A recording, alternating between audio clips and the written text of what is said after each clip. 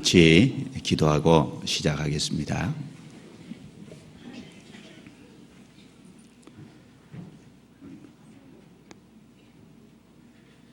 저희를 구원해 주신 은혜로우신 우리 아버지 하나님 감사합니다. 이 세상 많은 사람 가운데 저희를 먼저 불러주시고 주님의 자녀로 삼아주시고 주님 안에서 행하게 해주시며 오늘이라는 또 하루의 시간을 그리스도 안에서 보낼 수 있게 도와주신 것 감사드립니다. 날마다 저희에게 주님을 위해 살아갈 수 있는 기회를 주시고 주님 안에서 풍성한 은혜와 축복으로 늘 더해 주신 것 감사드립니다. 저희들 마음에 주님 보시기에 합당치 못한 어두운 부분과 죄가 있다면 주님의 말씀의 빛 앞에 더욱 드러내 주시고 주님의 말씀과 성령께서 더욱 깨끗게 해주시고 주님의 보혈로 정결케 해주셔서 주님 앞에 이 땅에서 빛과 소금으로서 주님의 영광을 드러내기에 부족함이 없는 각 사람으로 세워주시기를 간절히 원합니다. 오늘도 주님의 말씀을 사모해서 함께 모인 형제 자매님들 주님께서 기억해 주시고 각 사람 형편대로 필요한 말씀과 교훈으로 더해 주옵소서. 우리의 마음을 새롭게 해 주시고 올 한 해를 반성하고 돌아보며 또 다가올 한 해에 주 안에서 합당한 계획을 세우고 살아갈 수 있도록 더욱 도와주옵소서. 유럽 수련회와 알메리아 교회 입당식차 출국하신 이완 목사님 일행에게 함께해 주시고 이번 여행길을 통해서 유럽 교회들이 든든히 세워지고 형제 자매들이 신앙이 더욱 말씀 위에 세워지며 든든케 될 수 있도록 도와주시고 일행들 영육 가운데 도와주시고 인도해 주옵소서. 이 주간에도 전국 복음이 전해지는 곳들이 있습니다. 기억해 주시고 말씀이 전해지는 곳 어디서든지 주께서 역사해 주셔서 구원받는 귀한 열매들이 일어날 수 있도록 도와주시고 말씀을 전하시는 분에게 능력을 더해 주시며 그 일을 동참하고 있는 모든 형제 자매들 기쁜 마음으로 맡은 바 일을 잘 감당할 수 있도록 도와주옵소서. 이 자리에 함께하지 못한 분들 어느 곳에 있든지 일일이 도와주시고 합당하신 은혜로 채워주시고 어둡거나 합당치 않은 자리에 세워지지 않도록 지켜주옵소서. 오늘 모든 시종을 주 손에 의지합니다. 주 예수님 이름으로 기도드리옵니다. 아멘. 출애굽기 4장을 찾겠습니다. 출애굽기 4장입니다.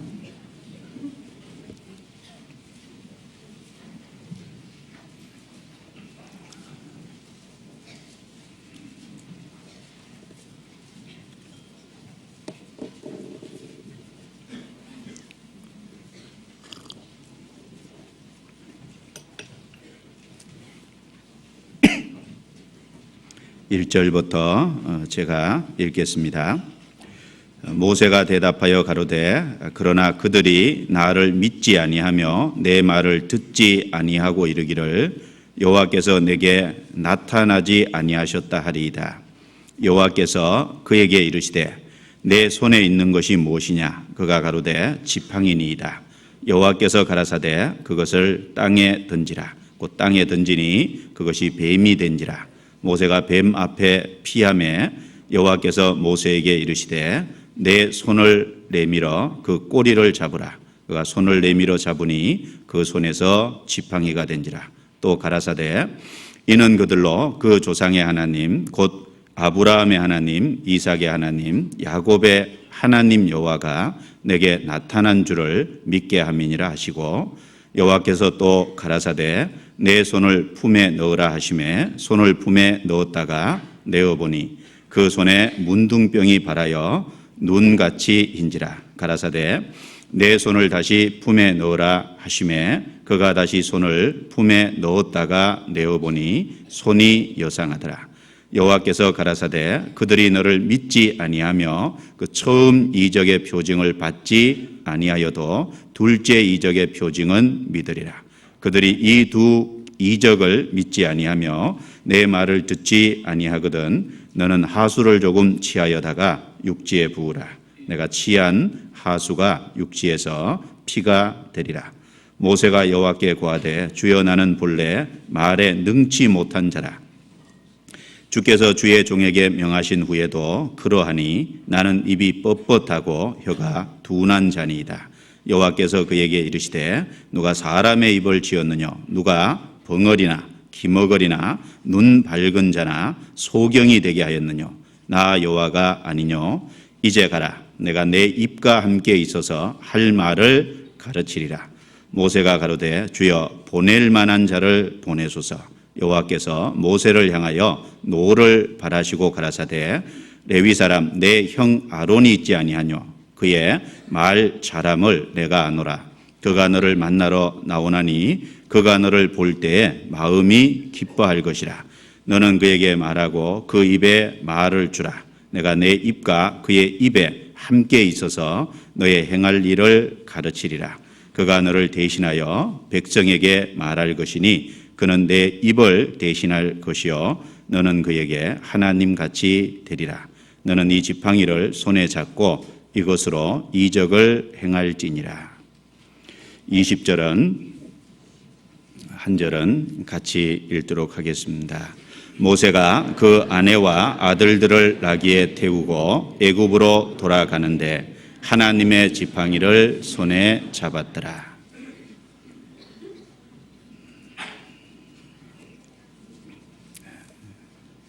오늘은 부르심과 소명이라는 제목으로 함께 말씀을 나눠보고 싶습니다. 목사님께서 유럽에 출국해 계신데 같이 기도해 주시기 바랍니다. 이번 유럽 동계 수련회 또 우리 김상혜 목사님 가 계신 알메리아 교회 입당식차 출국하셨습니다. 이번 여행길도 많은 형제 자매들에게 유익이 되고 교회들이 세워질 수 있는 그런 귀한 계기가 되기를 바라고 기도해 주시기 바랍니다. 홍 목사님께서는 후포 지역 집회 중에 계시고 서 목사님께서는 우리 평택 교회에서 집회를 인도하고 계십니다. 기도해 주시고 또 교회당에서 소집회가 진행되고 있으니까 함께 기도해 주시기 바랍니다. 오늘 제목은 부르심과 소명이라는 제목입니다. 하나님께서 모세를 80세에 부르셨습니다. 이 출애굽기 3장과 4장은 80세가 된 모세를 하나님이 부르시고 그에게 애굽에 종살이하던 이스라엘 백성들을 이끌어내라라고 하는 소명을 주시는 그런 장면을 3장과 4장에 걸쳐서 기록을 하고 있습니다. 하나님께서 우리 각 사람을 구원받게 하셨습니다. 구원받게 하신 것은 우리에게도 무엇인가 하나님이 맡기실 일이 있기 때문에 우리를 부르셨습니다. 우리를 단지 천국에 이끌어 들이시기 위해서 부르신 것이 아니라 그것은 당연하고 이 땅에서 살아가는 동안 남은 생에 하나님의 일을 맡기기 위해서 우리 각 사람을 부르셨다는 사실을 우리 각자는 기억해야 마땅하다라고 생각합니다. 그래서 모세를 부르시고 소명을 주시는 과정을 통해서 오늘 이 시대를 살아가는 그리스도인들에게 하나님께서 우리 각 사람도 구원하셨을 뿐 아니라 우리 각 사람에게 적당한 일을 맡기시고 우리에게 각각에게 소명을 주신다는 사실을 함께 생각하고, 모세가 그 소명을 받을 때 하나님 앞에 반응하는 모습들이 나옵니다. 5번에 걸쳐서 하나님 앞에 반론을 제기합니다. 그런데 그 5번의 하나님 앞에 반론을 제기하는 그것에 하나님은 일일이 답을 해주시는 그런 모습을 우리가 볼 수 있습니다. 오늘날 하나님은 우리 각 사람을 부르시고 우리에게 합당한 또 적당한 일을 맡기십니다. 우리 나름대로 우리 마음에 각각의 반론을 제기할 수 있습니다. 그러나 모세에게 답했던 그 답이 우리에게도 주신 동일한 답이다라고 생각하면 틀림없을 겁니다. 그래서 모세에게 주신 답들을 우리가 함께 생각해 보고 우리 자신의 신앙의 모습을 돌아보고 하는 그런 시간이 되기를 바랍니다. 모세는 예수님의 그림자입니다.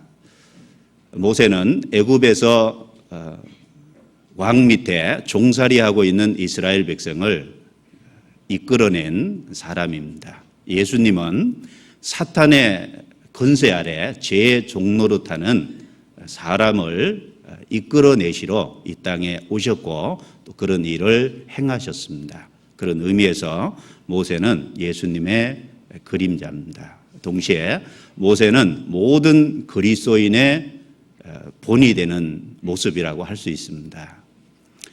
하나님께서 모세를 부르시고 소명을 주시는 과정을 통해서 모든 그리스도인을 부르시고 각 사람에게 소명을 주시는, 그래서 모세는 하나님 앞에 귀한 일꾼으로 도구로 쓰임을 받았습니다. 모든 그리스도인은 부름을 받은 이후에 하나님의 도구로 이 땅에서 쓰임 받습니다. 그런 의미에서 모세는 모든 그리스도인의 본이고 모습이다라고 할 수 있습니다. 오늘은 그 후자에 대해서 함께 생각을 함께 해보고 싶은 겁니다.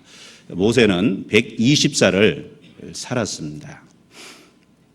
신명기 34장에 보면 모세가 120살을 살았지만 죽을 때까지 눈이 흐리지 않았다고 돼 있고 기력이 쇠하지 않았다 이렇게 기록이 돼 있습니다.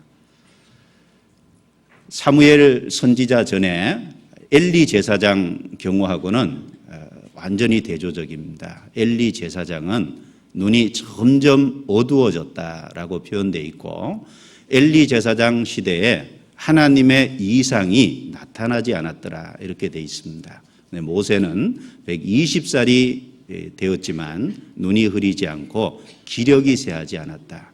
물론 육신적인 것으로도 그렇지만 그 안에 모세는 깨어있는 사람이었다라고 하는 걸 우리에게 일깨워주고 있는 표현이다라고 생각합니다. 120살 때까지 하나님을 가까이하고 하나님께 쓰임받고 하나님 앞에 깨어있던 신앙의 소유자였던 것만은 틀림이 없습니다. 그 120년의 생애 중에 세 부분으로 구분을 해볼 수 있습니다. 모세의 삶을 세 부분으로 구분해 보면 40년, 40년, 40년으로 구분이 됩니다. 자, 처음 40년은 애굽에서 바로의 공주의 아들로서 40년의 시간을 보냈습니다. 그리고 중간의 40년은 미디안 광야에서 호렙산 광야에서 40년 동안 십보라와 결혼을 해서 장인 이드로의 양을 치고 두 자녀를 낳고 생활한 기간이 40년이었습니다. 그리고 나머지 마지막의 40년은 하나님 앞에 부름을 받아서 하나님 앞에 쓰임을 받는 기사와 이적과 표적을 애굽과 광야에서 행하는 하나님에게 40년 남은 생애를 쓰임을 받았습니다. 즉 80년이라는 시간을 훈련받아서 40년을 쓰임 받았습니다. 모세 애굽에서 40년, 광야에서 40년은 마지막 40년을 쓰임 받기 위한 훈련의 기간이었다. 이렇게 정의해 볼 수 있습니다. 하나님은 우리 각 사람을 구원하셨는데 구원하신 것은 아까 말씀드린 것처럼 우리에게 맡기실 일이 있기 때문에, 우리에게 소명을 주실 일이 있기 때문에 부르셨습니다. 우리가 에베소서 2장 8절과 9절을 잘 알고 있습니다. 너희가 그 은혜를 인하여 믿음으로 말미암아 구원을 얻었나니 이것이 너희에게서 난 것이 아니요 하나님의 선물이라. 행위에서 난 것이 아니니 이는 누구든지 자랑치 못하게 함이니라. 그 다음 구절을 기억하십니까? 거기까지는 기억을 하는데 그 다음 구절을 또 기억을 해야 됩니다. 그 다음 구절이 뭡니까? 우리는 그의 만드신 바라 그리스도 안에서 선한 일을 위하여 지으심을 받은 자니 이는 하나님이 전에 예비하사 우리로 그 가운데서 행하게 하려 하심이니라. 그 다음 구절이 구원해 주신 목적이 기록되어 있잖아요. 그 은혜를 인하여 믿음으로 구원을 얻었다. 10절에 우리는 그의 만드신 바라. 자, 우리를 구원하시고, 즉 우리를 새롭게 하시고 하나님의 자녀로 만들어 주신 목적은 그리스도 예수 안에서 선한 일을 위하여 지으심을 받은 자니, 우리를 만드신 목적이 선한 일을 위해서 지으심을 받았다라는 겁니다. 하나님이 모세를 부르시고 모세를 80년 훈련시켜서 40년을 쓰셨듯이 우리를 구원하셔서 우리 삶을 통해서 우리를 훈련하시고 그 삶 중에 하나님 앞에 귀하게 쓰임 받기를 원합니다. 우리의 남은 생에 최고의 영광은 하나님에게 쓰임 받는 사람이 되는 겁니다. 쓸모없는 사람이 아니라 쓰임 받는 사람이 되는 것이 하나님 앞에 우리의 최고의 기쁨이고 즐거움이 된다라는 겁니다. 더 많은 훈련을 시킨 것은 더 귀하게 사용하시기 위해서 더 많은 훈련을 시킨 겁니다. 모세 80년이란 긴 기간을 훈련시킨 것은 남은 40년이 중요했기 때문에 그렇죠. 40년을 더더욱 귀하게 쓰시기 위해서 그렇습니다. 우리의 삶 속에 혹독한 훈련과 다스림을 받는다면 틀림없이 더 귀하게 쓰시기 위해서 그렇다라는 생각을 우리가 가질 필요가 있습니다. 하나님이 나를 미워해서가 아니죠. 더 귀하게 쓰시기 위해서 혹독한 훈련과 시련의 기간을 주고 계시다라는 것을 일깨우는 것이 마땅하고 필요합니다. 자, 모세 80년의 훈련을 받았는데 그 모세 80년의 훈련의 기간을 애굽에서 40년, 미디안 광야, 호렙산 광야에서 40년인데 이 두 가지를 좀 비교해 볼 필요가 있다라고 생각합니다. 자, 애굽에서의 40년은 애굽의 학술을 배우는 기간이었습니다. 다르게 표현하면 애굽은 인간이 만든 학교다 이렇게 표현해 볼 수 있고, 광야의 40년은 하나님 앞에 하나님의 손에 의해서 직접 다스림을 받는 기간이었습니다. 하나님의 세운 학교, 하나님의 학교에서 훈련받았다 이렇게 비교해 볼 수 있을 것 같습니다. 사도행전 7장입니다. 모세의 생애가 특별히 세 부분으로 구분되어 있는 것은 사도행전 7장에 언급되어 있습니다. 오늘 본문은 접어두시고 같이 펴겠습니다. 사도행전 7장.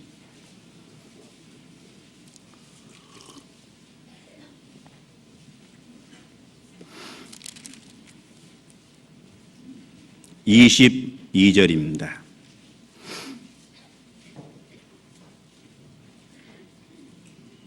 22절 제가 읽습니다. 모세가 애굽 사람의 학술을 다 배워 그 말과 행사가 능하더라. 나이 40이 되매. 애굽에서의 40년입니다. 애굽에서 한 것은 애굽 사람의 학술을 다 배웠다. 다 배웠다고 할 정도로 모세는 뛰어난 지식과 학문의 소유자다. 그 당시로서 상당한 지식과 학문을 소유했던 사람이 틀림없다라고 할 수 있습니다. 40살이 돼서 하나님께서 미디안 광야로 내어보내셨습니다. 29절 30절입니다.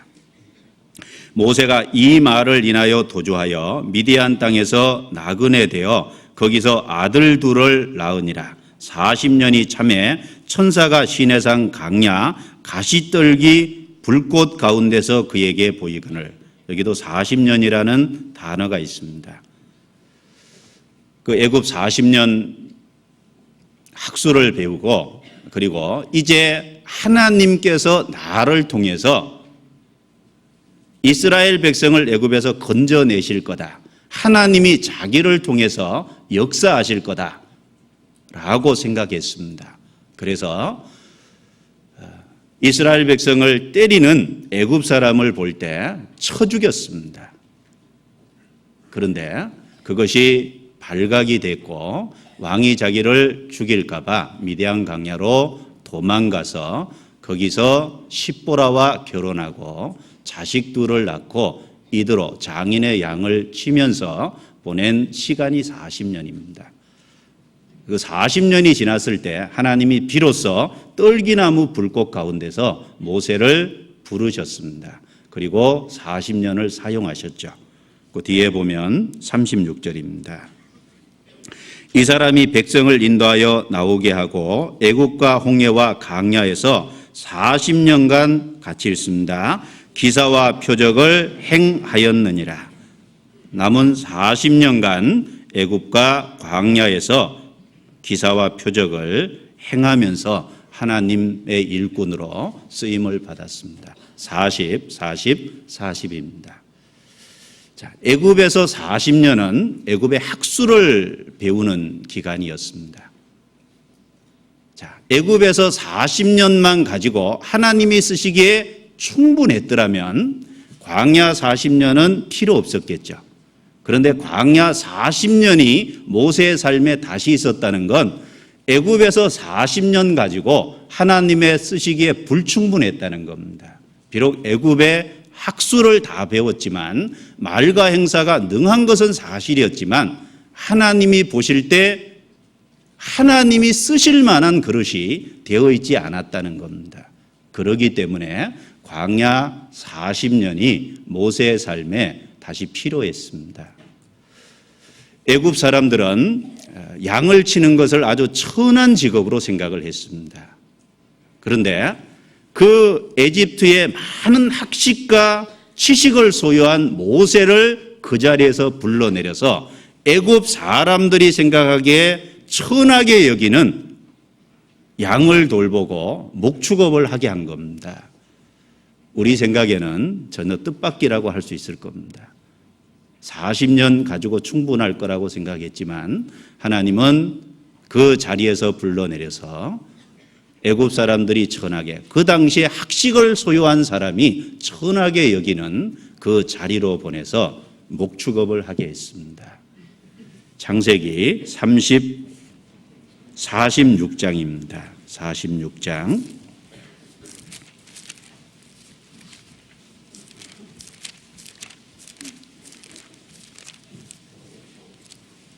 46장 34절입니다.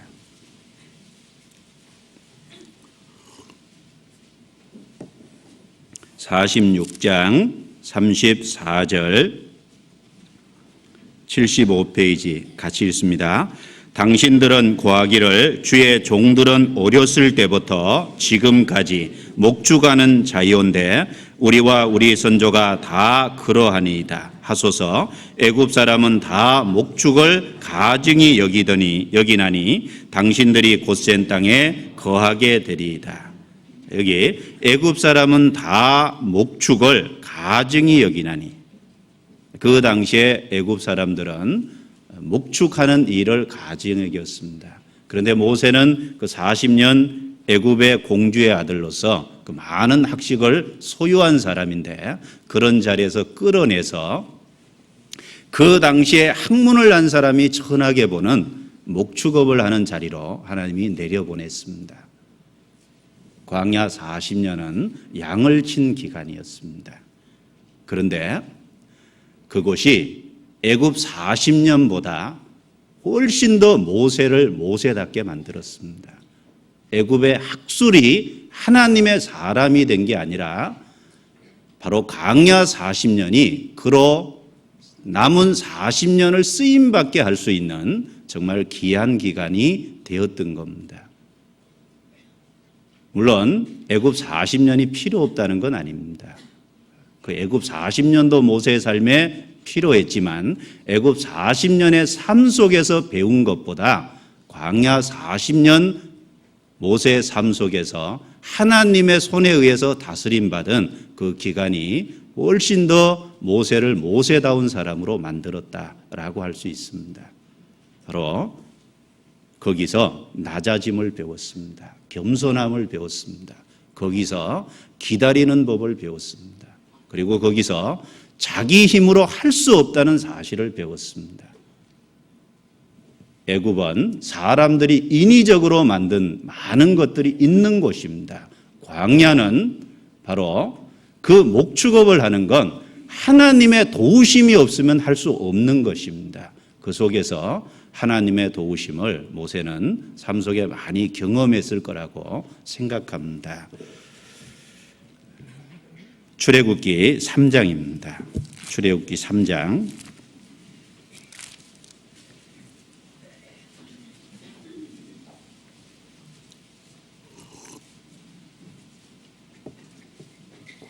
1절입니다. 1절 같이 읽겠습니다. 모세가 그 장인 미디안 제사장 이드로의 양무리를 치더니 그 무리를 강야 서편으로 인도하여 하나님의 산 호렙에 이르매.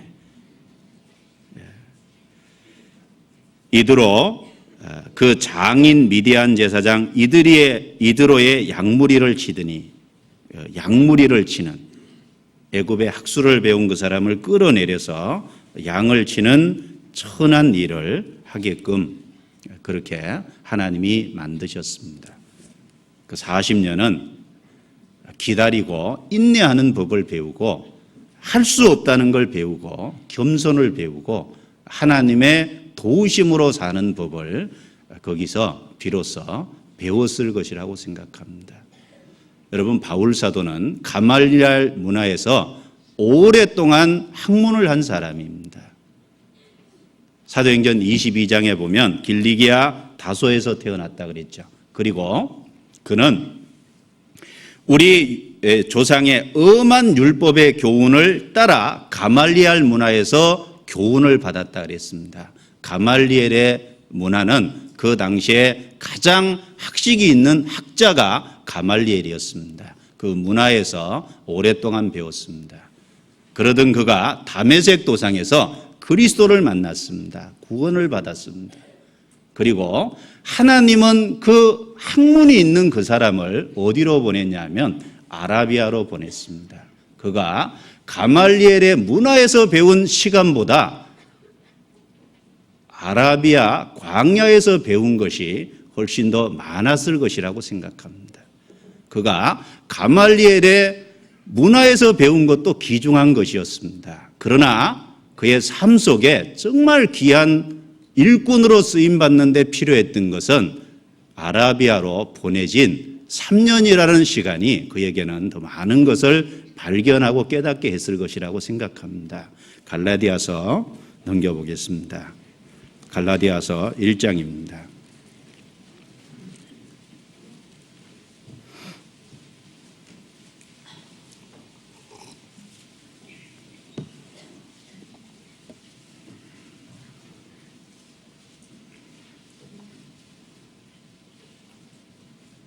갈라디아서 1장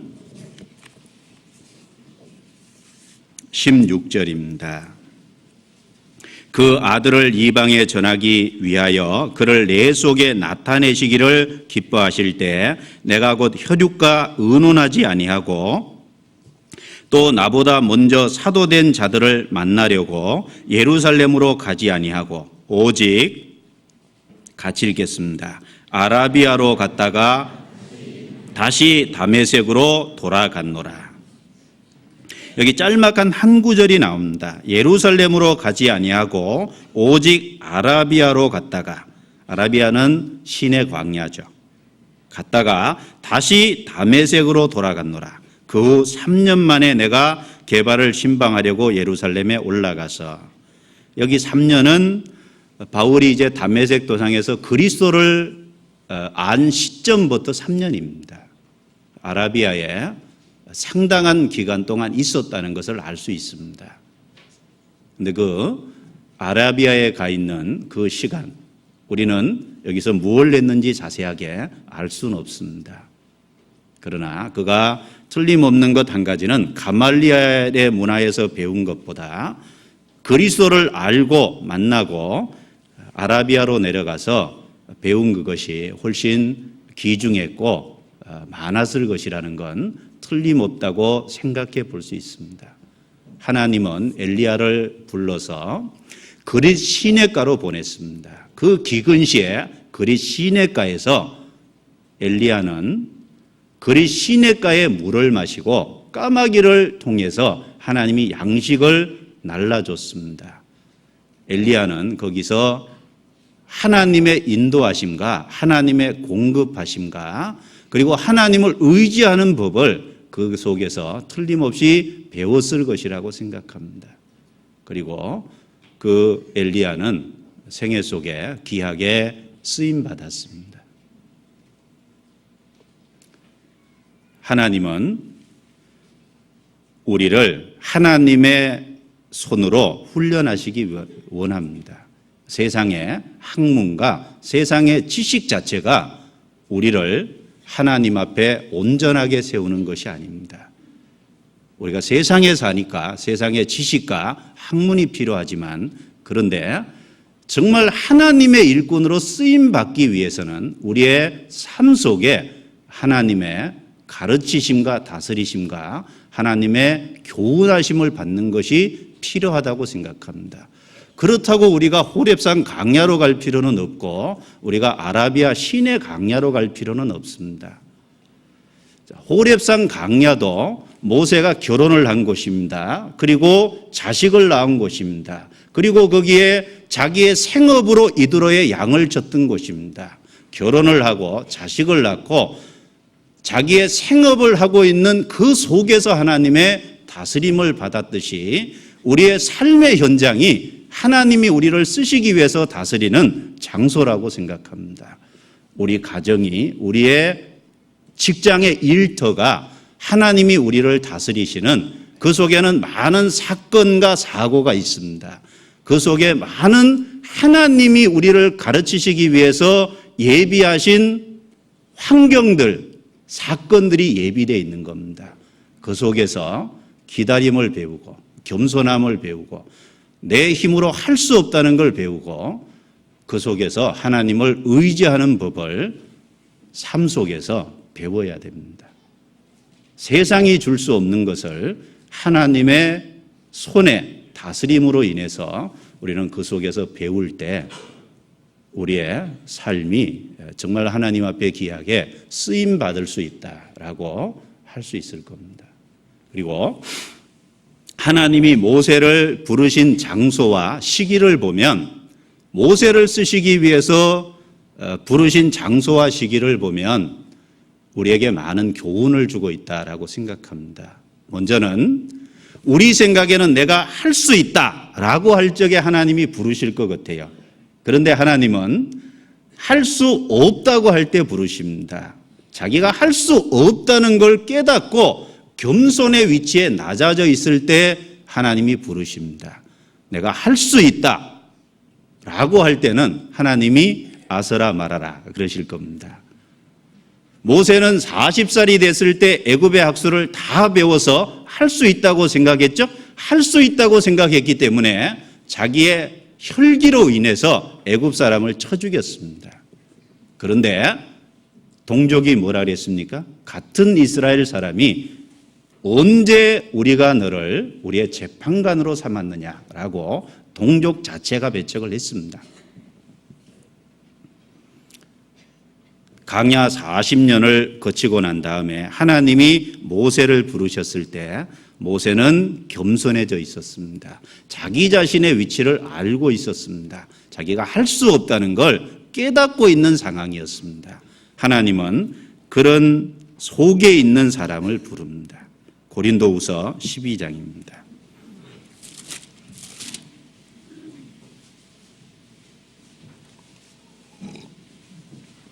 12장 8절 9절.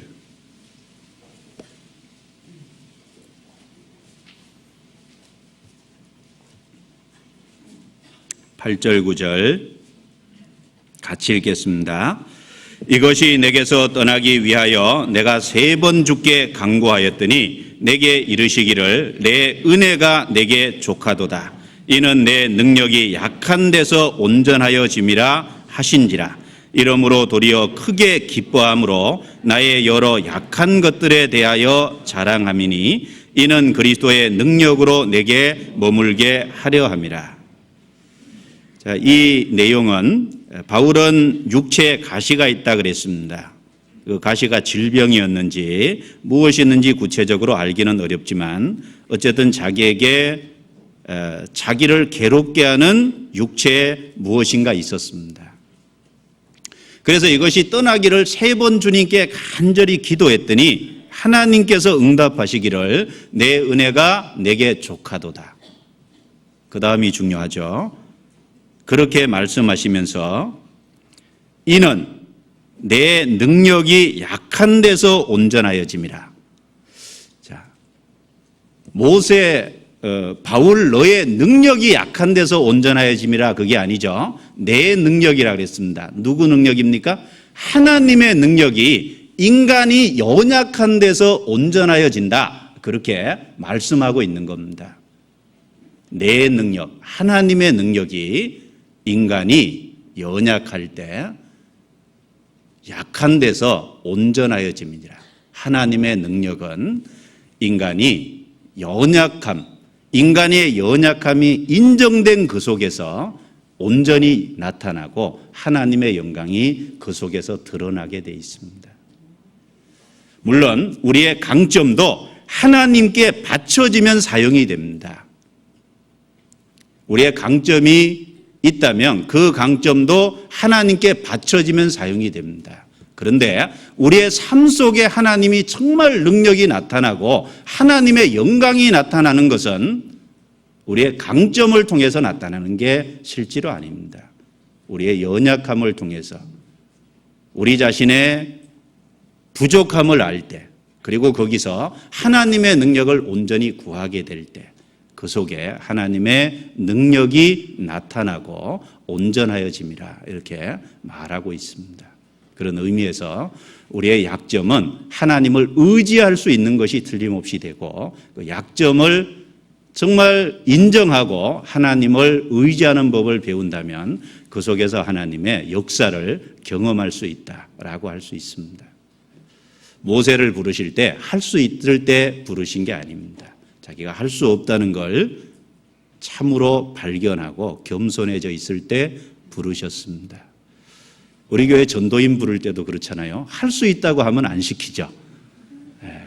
그런데 정말 자기의 연약함을 알고 할 수 없다는 걸 인정하고 알고 있는 사람을 하나님께서 불러서 사용을 하십니다. 예나 지금이나 마찬가지입니다. 그리고 모세를 부르신 장소가 열심히 일하고 있는 장소에서 불렀다는 겁니다. 이드로의 양을 쳤죠. 생업이었지만 그 생업에 부지런했던 사람입니다. 양을 치고 있는 그 속에서 하나님께서 호렙산 서편으로 인도하셔서 떨기나무 불꽃 가운데서 모세를 부르셨다라고 되어 있습니다. 하나님이 우리를 불러서 사용하실 때 부지런한 사람을 불러서 사용한다는 특징이 있습니다. 게으른 사람은 하나님이 안 쓰시죠. 게으른 사람은 마귀도 안 쓴다 이런 말이 있습니다. 게으른 사람은 마귀도 안 써요. 그 욥기서 1장에 보면 하나님 앞에 하나님의 천사가 있고 마귀가 있는데 마귀가 왔다 그랬잖아요. 하나님이 물어봤습니다. 너 어디 갔다 왔냐? 땅에 여기저기 두루 돌아왔나이다 이렇게 표현했죠. 놀다 온 게 아니에요. 자기 나름대로 여기저기 두루 돌아다녔어요. 부지런하게 다녔습니다. 물론 이제 부지런하게 다니는 목적은 사람을 넘어뜨리려고 다닌 거죠. 어쨌든 마귀도 부지런한 건 틀림없어요. 그러니까 게으른 사람은 마귀도 안 쓴다. 게을러서 어차피 아무 역사도 안 일어날 건데 마귀가 건드릴 필요 없죠. 부지런한 사람을 하나님이 사용하십니다. 모세를 일터에서 불렀습니다. 그리고 엘리사를 부르실 적에 12결이 소를 결의해서 갈고 있는 그 현장에서 불렀죠. 그리고 아모스를 부를 적에 뽕나무를 재배하는 농부라 그랬거든요.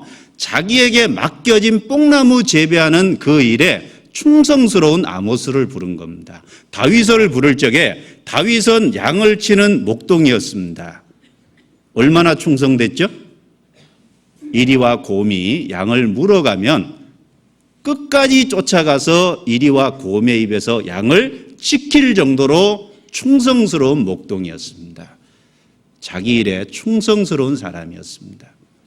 하나님은 그 다윗을 불러서 이스라엘의 왕이 되게 했습니다. 베드로, 안드레, 야고보, 요한 부를 적에 그물을 던지고 그물을 깁는 자리에서 불렀습니다. 세리 마태를 불러내실 적에 마태복음 9장에 보면 세간에 앉아서 세금을 걷는 일을 하고 있을 때 불렀다는 겁니다. 하나님이 불러서 쓰실 때 다 일터에서 불렀습니다. 우리는 그것을 기억할 필요가 있다는 겁니다.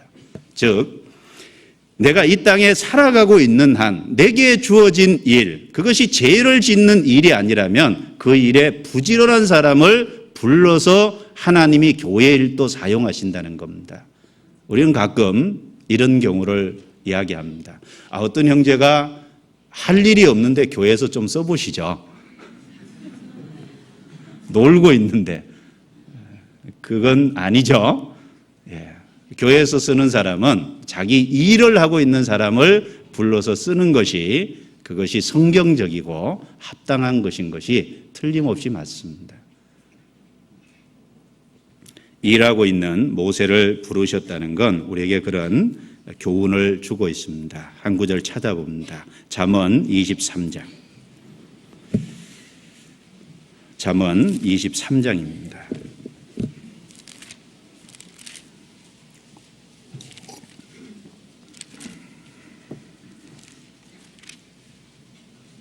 (22장) 29절입니다. 22장 29절 같이 읽겠습니다. 내가 자기 사업에 근실한 사람을 보았느냐? 이러한 사람은 왕 앞에 설 것이요 천한 자 앞에 서지 아니하리라. 자기 사업에 근실한 사람을 보았느냐? 자기 사업에 근실해야 됩니다. 즉 내게 주어진 일에 충성되고 책임감 있는 그 사람이 왕 앞에도 설 것이다. 그 사람에게 하나님의 일을 맡길 때 그 하나님의 일에도 충성됩니다. 그런데 세상 일에 게으른 사람은 하나님의 일도 게으르게 돼 있습니다. 그래서 하나님이 교회 안에 집사의 직분을 세워서 교회 일을 하게 할 때도 그 기준 중에 하나가 뭡니까? 자기 집을 잘 돌보는 자야 하리니, 이런 기준이 나와 있는 겁니다. 자기 집을 돌아보지 못하는 자가 어찌 하나님의 교회를 돌아보리요. 이렇게 집사의 직분 중에 그런 기준을 주신 것이 있습니다. 가정일에도 충성돼야 됩니다. 가정일에 게으르면 안 될 겁니다. 그래서 하나님이 일하고 있는 장소에서 우리를 불러 쓰신다. 그런 교훈을 우리에게 모세를 부르시는 모습을 통해서 일깨우고 계시는 걸 알 수 있습니다. 하나님은 어제나 오늘이나 영원토록 동일하십니다. 그리고 그 모세를 부르신 목적은 애굽에서 종살이 하고 있는 이스라엘 백성을 건져내시기 위해서라고 하는 분명한 목적을 가지고 모세를 부르셨습니다. 하나님이 우리를 구원하셔서 우리에게 교회 안에 다양한 일을 맡깁니다. 그러나 궁극적으로는 하나죠. 마귀의 세력 속에 마귀 아래서 종살이하고 있는 사람을 건져내는 일 중에 쓰임을 받게 하기 위해서 우리를 부르신 겁니다. 다만 그 궁극적인 목적 아래 교회 안에 여러 가지 봉사의 부서에 참여하게 되지만, 그러나 그 모든 것의 목적은 하나죠. 바로 마귀의 건세 아래 제 종노릇하는 그 밑에 있는 사람을 불러서 그리스도 안에 돌아오게 하는 일의 도구로 쓰시기 위해서 우리를 부르신 겁니다. 우리에게 맡겨진 일 자체가 다양하지만, 그러나 목적은 그 일을 위해서, 그 일에 우리가 쓰임받게 하기 위해서 부르셨다는 겁니다. 모세를 그런 목적으로 부르셨습니다. 그런데 모세는 그 하나님의 부름을 받고 여러 가지 다양한 반응들을 보입니다. 어떤 반응을 보이는지 우리가 찾아보겠습니다. 출애굽기 3장입니다. 출애굽기 3장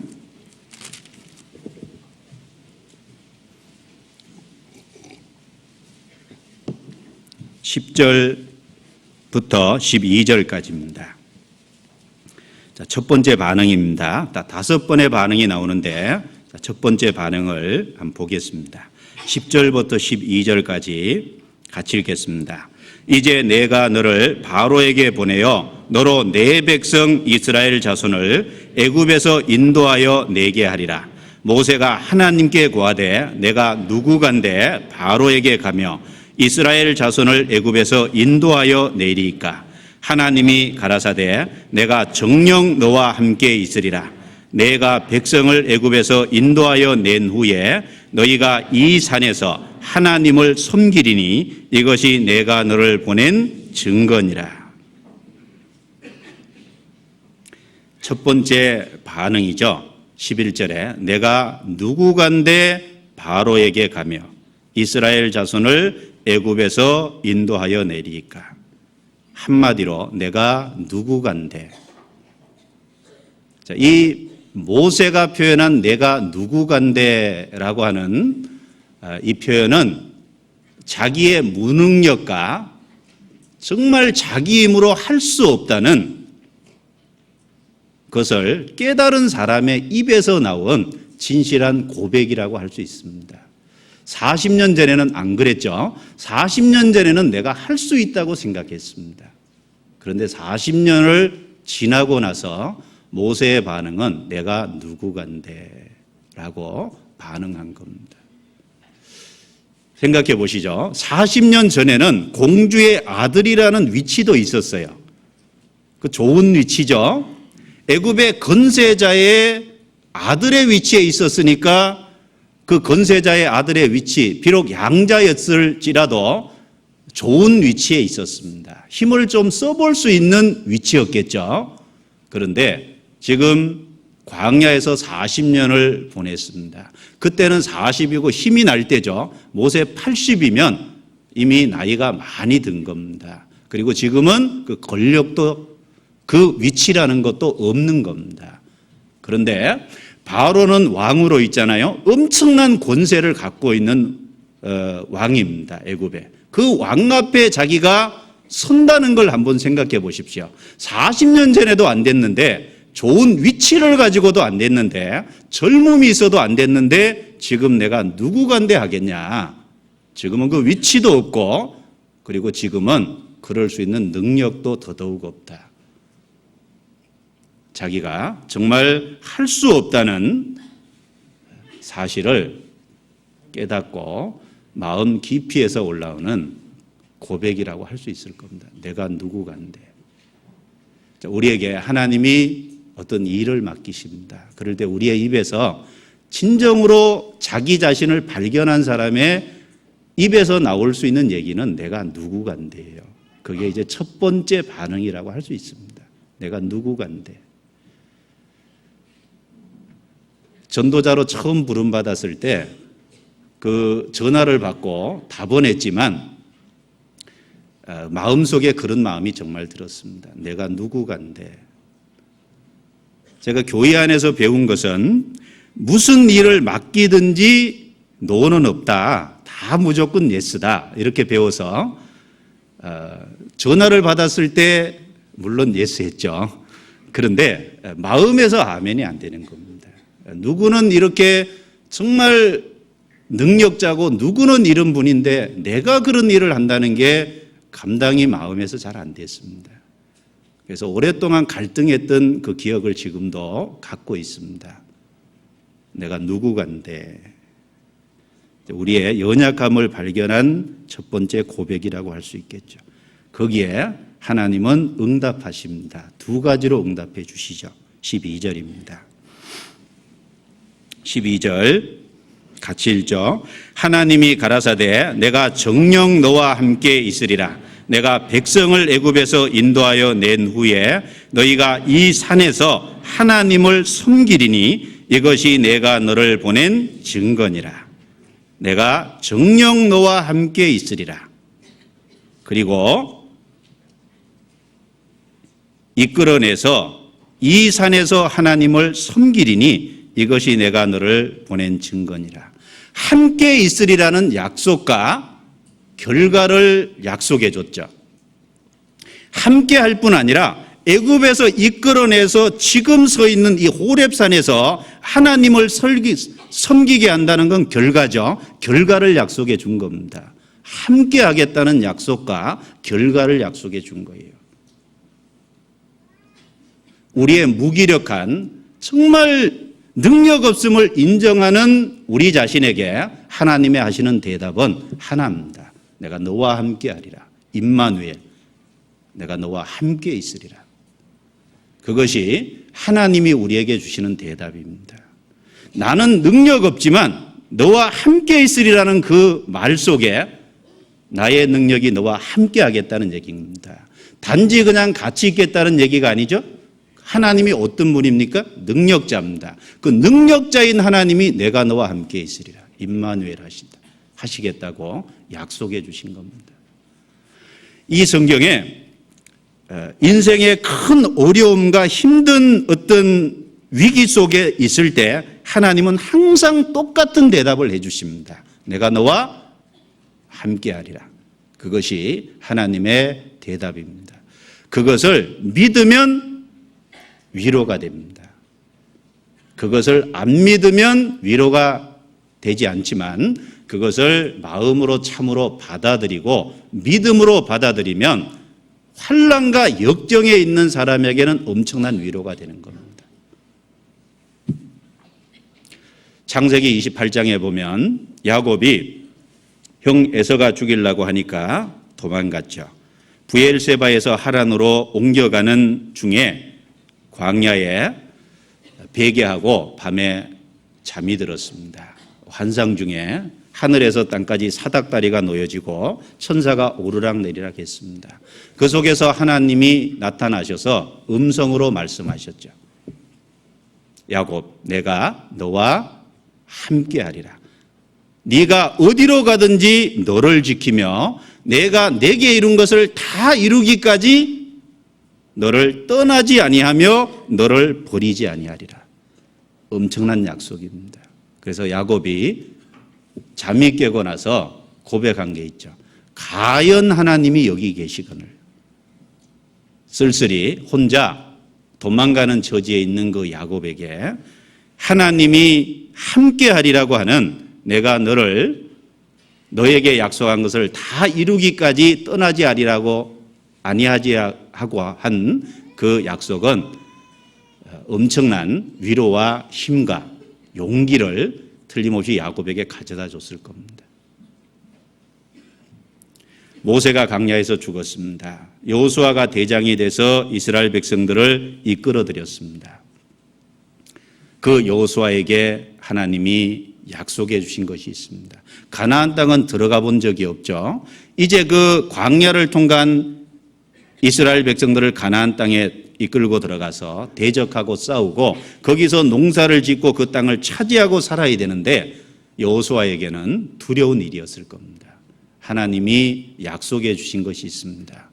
여호수아, 너를 당할 자가 아무도 없을 것이다. 내가 너와 함께하리라. 모세와 함께했던 것처럼 내가 너와 함께하고 너를 버리지 아니하며 떠나지 아니하리라. 그것이 여호수아에게 한 약속이었습니다. 마태복음 28장에 예수님께서 부활하신 이후에 온 땅에 다니며 만민에게 복음을 전파하리라고 명령하시면서 최대의 명령을 주시면서 약속해 주신 것이 있습니다. 내가 항상 너희와 함께 있으리라. 우리와 임마누엘 하시겠다는 겁니다. 그리고 주님이 함께 하시면 우리에게 맡기신 그 소명을 이루신 결과를 이루십니다. 함께 하시는 것뿐 아니라 그 결과를 책임지겠다고 약속해 주신 겁니다. 그것이 우리에게 큰 힘과 위로가 될 겁니다. 여러분, 예수님의 이름만 믿으십니까? 임마누엘이라는 이름도 믿어야 됩니다. 하나님이 우리와 함께 계시다. 지금 여기 계십니다. 누가 그랬어요? 그때 거기하고 지금 여기는 큰 차이가 있다. 성경이 기록될 당시, 성경의 사건 속에 하나님이 역사할 그 당시, 그때 거기죠. 그때 거기만 아니라 지금 여기에 함께 계시다. 내가 어느 곳에 있든지 내가 있는 현장에 주님이 함께 계시다. 지금 여기. 그것이 우리의 모든 그 부족함을 하나님 앞에 고백하는 그 속에서 큰 능력과 위로가 되는 것이 틀림없습니다. 그리고 하나님이 함께 하시면 그 결과는 늘 좋게 나타나게 되어 있습니다. 과정은 어려울 수 있죠. 그러나 하나님은 결과를 책임지십니다. 애굽에서 가정은 어려웠죠. 그러나 이 산에서 나를 섬기게 하리라. 그것이 내가 너를 보낸 증거니라. 그 결과를 하나님은 나중에 지키셨습니다. 그런데 13절에 보면 모세가 그 하나님의 약속을 듣고 두 번째 얘기를 합니다. 13절에 모세가 하나님께 고하되 내가 이스라엘 자손에게 가서 이르기를 너희 조상의 하나님이 나를 너희에게 보내셨다 하면 그들이 내게 묻기를 그의 이름이 무엇이냐 하리니 내가 무엇이라고 그들에게 말하리이까? 무엇이라고 그들에게 말하리이까? 자, 옛날에 왕이 어떤 사신을 보내면 왕이 보냈다는 징표를 줘 보내죠. 그 왕이 보냈다는 징표로 왕이 갖고 있던 어떤 물건을 보내는 경우가 있죠. 칼을 그 사람에게 주든지 왕이 갖고 있는 어떤 그 패를 주든지 그래서 왕이 보냈다는 것을 표를 삼습니다. 아니면 왕의 인장을 찍어서 보내면 왕의 사신이구나. 왕의 그 위임을 받아서 온 대리자구나라고 하는 것을 알고 영접합니다. 모세는 이스라엘 백성에게 가서 하나님이 나를 보내셨다 그렇게 말하면 그의 이름이 무엇이냐 그렇게 틀림없이 물을 건데 다른 말로는 증거를 대라고 할 건데 내가 무엇이라고 말하리까? 그 증표를 요구한 겁니다. 여기 증표를 요구하는 내용이 나오는 겁니다. 그리고 여기 이름이라는 것은 단지 이제 이름만이 아니라 이름은 그분의 인격과 그분의 신분을 포함하고 있는 것이 이름입니다. 그런데 여기 하나님이 놀라운 답을 해주시죠. 14절을 같이 읽겠습니다. 하나님이 모세에게 이르시되 나는 스스로 있는 자니라. 또 이르시되 너는 이스라엘 자손에게 이같이 이르기를 스스로 있는 자가 나를 너희에게 보내셨다 하라. 하나님이 또 모세에게 이르시되 너는 이스라엘 자손에게 이같이 이르기를 나를 너희에게 보내시는 너희 조상의 하나님 곧 아브라함의 하나님 이삭의 하나님 야곱의 하나님 여호와라 하라. 같이 읽습니다. 이는 나의 영원한 이름이요 대대로 기억할 나의 표현이라. 그 증표를 요구할 때 하나님은 답을 해 주셨습니다. 나는 스스로 있는 자다. 스스로 있는 자라고 하는 뜻을 포함한 이름이 여호와예요. 이는 나의 영원한 이름이요 대대로 기억할 나의 표호니라. 이렇게 대답을 해 주십니다. 여러분, 스스로 있는 자다라고 대답을 해 주셨습니다. 그 속에는 많은 내용이 포함되어 있습니다. 앞에 내가 누구간데라고 자기의 연약함을 고백하는 그 속에, 자기의 능력 없음을 고백하는 속에는 하나님, 능력자인 하나님이 함께 해주겠다고 하는 약속을 해줬습니다. 그런데 여기 증거를 요구할 때 하나님 자신이 어떤 분인지 하나님의 속성을 얘기해 준 겁니다. 앞에서는 하나님이 함께 하겠다는 얘기를 해줬다면 여기 두 번째 질문에는 하나님이 어떤 분인지 하나님의 속성과 성품을 얘기해 준 겁니다. 스스로 있는 자라는 뜻이 뭡니까? 자존자라는 뜻입니다. 자존자라는 그 뜻 속에는 모든 만물의 근원자라는 뜻이 포함되어 있습니다. 스스로 있는 자가 모든 것을 만든 창조주라는 의미가 포함되어 있는 거예요. 이 땅의 모든 피조물은 그 스스로 있는 자에 의해서 나온 겁니다. 만물의 근원자시고 원인자라는 얘기를 스스로 있는 자라는 그 말 속에 포함시켜서 얘기한 겁니다. 엄청난 얘기 아닙니까? 태초에 하나님이 천지를 창조하시니라. 시편 36편 9절에 대저 생명의 원천이 주께 있사오니 모든 생명의 근원이 주님께서 나왔다는 겁니다. 스스로 있는 자, 자존자라는 뜻 속에 만물의 근원자고 모든 만물의 원인자라는 얘기를 해 주신 겁니다. 자, 우리는 엄청난 분이 함께하고 계심을 느끼지 않습니까? 만물의 근원자 되시는 분이 우리와 함께 하십니다. 자존자께서 우리와 함께 하십니다. 그 사실을 우리 마음속에 일깨우면요, 실제로 두렵지 않습니다.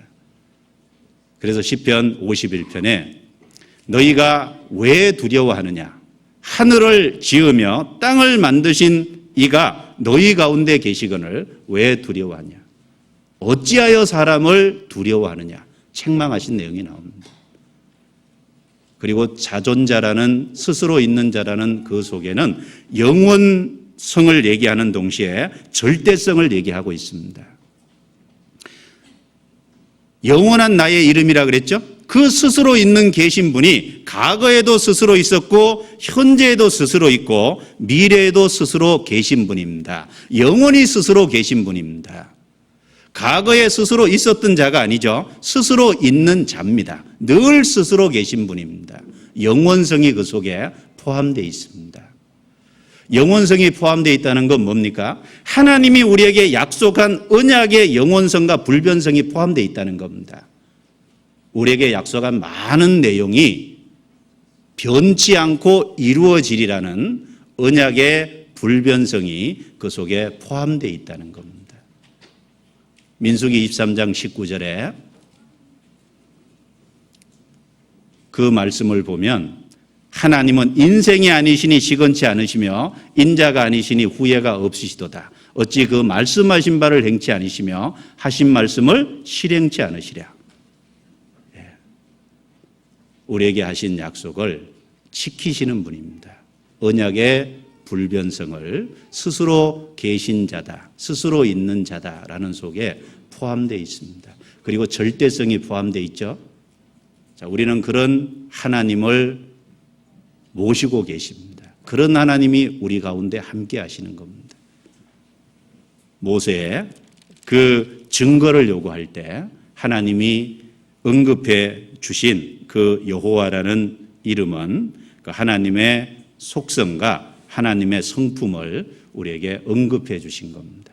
함께 하실 뿐 아니라 그 함께 하는 분이 위대하신 절대자라는 걸 우리에게 언급해 주시고 계신 겁니다.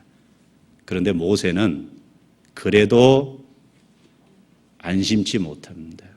그래서 4장 1절입니다. 넘겨보죠. 세 번째 이런 반응을 보입니다. 4장 1절 같이 읽어보죠. 모세가 대답하여 가로되 그러나 그들이 나를 믿지 아니하며 내 말을 듣지 아니하고 이르기를 여호와께서 내게 나타나지 아니하셨다 하리이다. 여기 이 말은 정말 불신에서 나온 말입니다. 이미 하나님이 함께 계시겠다는 언약을 받았습니다. 그리고 그 같이 계신 분이 스스로 항상 계신 분임을, 자존자이심을, 만물의 근원자이심을, 언약의 불변성을, 절대자이심을 이미 공포하셨습니다. 그럼에도 불구하고 모세는 하나님 앞에 자기 마음을 결정치 못합니다. 그래서 여기 이런 말을 했습니다. 모세가 대답하여 가로되, 중간중간을 읽어보죠.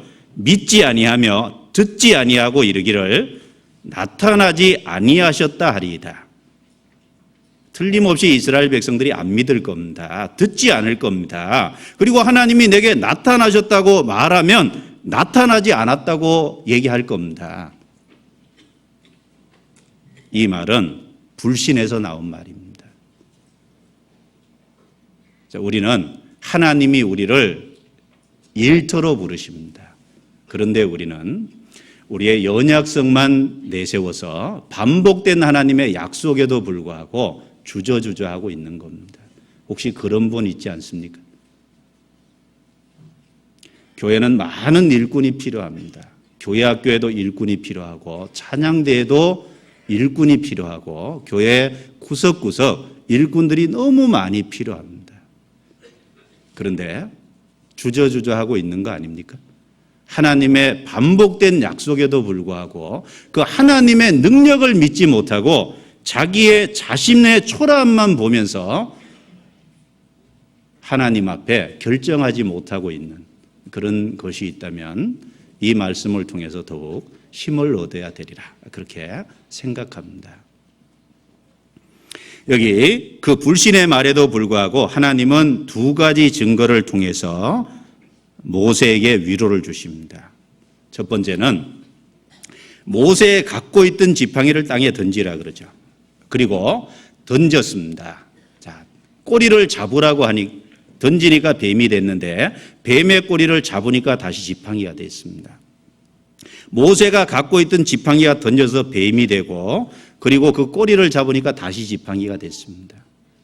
첫 번째 기적이죠. 두 번째 기적은 손을 품에다 집어넣었다가 빼니까 문둥병이 들었습니다. 다시 집어넣었다가 빼니까 깨끗해졌습니다. 두 번째 이적을 보여주셨습니다.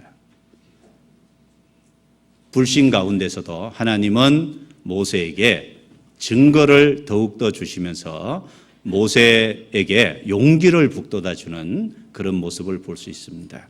이 두 가지는 우리에게 큰 교훈을 주고 있다고 생각합니다. 자, 여러분, 모세의 지팡이는 어떤 걸까요? 모세가 잡고 있는 지팡이는 모세가 이드로의 양을 치면서 양을 칠 적에 사용했던 지팡이입니다. 그러니까 이 지팡이는 모세의 신분을 첫 번째 가르쳐 주는 거예요. 목자라는 신분을 얘기해 주고 있죠. 그리고 그 지팡이를 가지고 양을 칠 적에 양을 다스렸다는 그 모세의 영향력을 얘기하는 겁니다. 모세가 그 지팡이를 가지고 양에게 영향력을 행사했던 거죠. 모세의 신분과 모세의 직업, 그리고 모세의 영향력, 그리고 그 목자라는 것 속에 모세는 갖고 있던 양이 자기의 재산이잖아요. 모세의 모든 것이라고 할 수 있습니다. 그걸 하나님은 땅에 던지라 그랬습니다. 땅에 던지라고 했죠.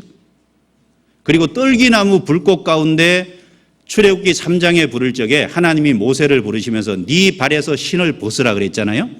지팡이를 던지고 신을 벗으라고 했습니다. 그 앞에 보면 신을 벗으라고 돼 있죠. 출애굽기 3장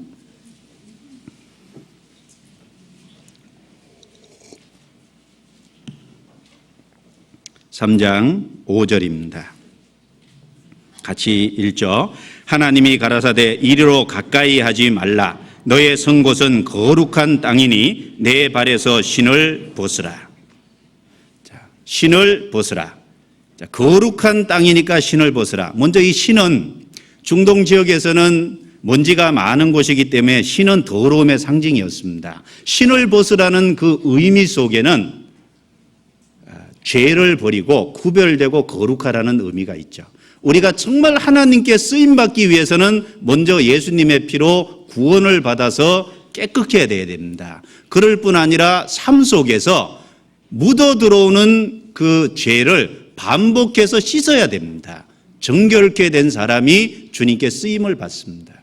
그리고 신을 벗으라는 의미 속에는 신명기 25장이나 룻기에 보면 기업을, 자기에게 주어진 기업을 포기할 때 신을 벗어서 상대방에게 줍니다. 신을 벗는다는 건 자기의 기업을 포기하는 겁니다. 지팡이를 던지는 것도 마찬가지죠. 지팡이는 모세의 신분과 직업과 재산과 영향력을 표현하는 것이 지팡이입니다. 그걸 땅에 던지고 신을 벗으라는 건 뭡니까? 우리에게 있는 걸 포기하고 주님 앞에 내려놓으라는 얘기입니다. 우리의 것이 참으로 포기되고 주님 앞에 내려져야 됩니다.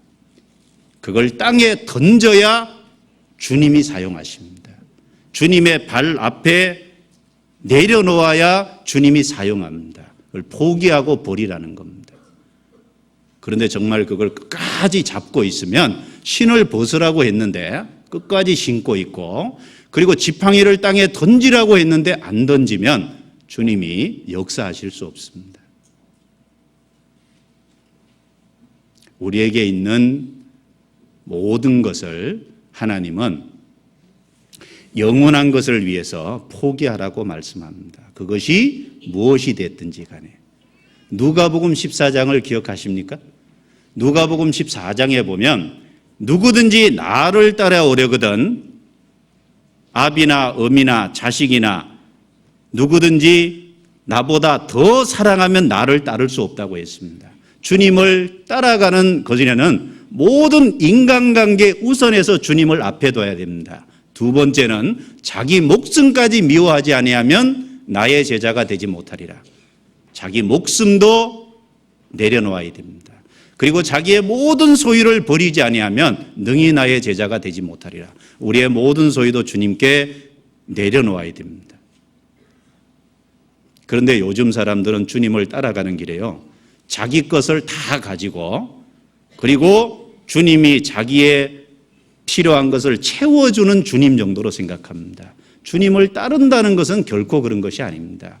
주님을 따른다는 건 자기의 삶의 방식을 버리고 주님의 방식을 받아들인다는 겁니다. 그런데 이 세상 많은 거짓된 교회들이 사람의 욕구를 채워주는 그리스도 정도로 증거하고 있습니다. 그러나 우리는 구원을 받았기 때문에 그렇지 않습니다. 우리의 모든 것, 지팡이를 내려놓고 신을 벗어야 됩니다. 기업 물을 때 신을 벗는다 그랬죠? 우리 것을 땅에 던져야 됩니다. 그걸 포기하고 버려야 됩니다. 무엇을 위해서? 영원한 것을 위해서. 그래야 진정으로 주님을 따를 수 있습니다. 땅에 던졌습니다. 뱀이 됐습니다. 그런데 그 뱀의 꼬리를 잡으라 그랬어요. 사실 뱀 잡을 때는요, 머리부터 잡거든요. 근데 여기 꼬리 잡으라 그랬습니다. 출애굽기 4장 그 뒤에 보시면 4절입니다.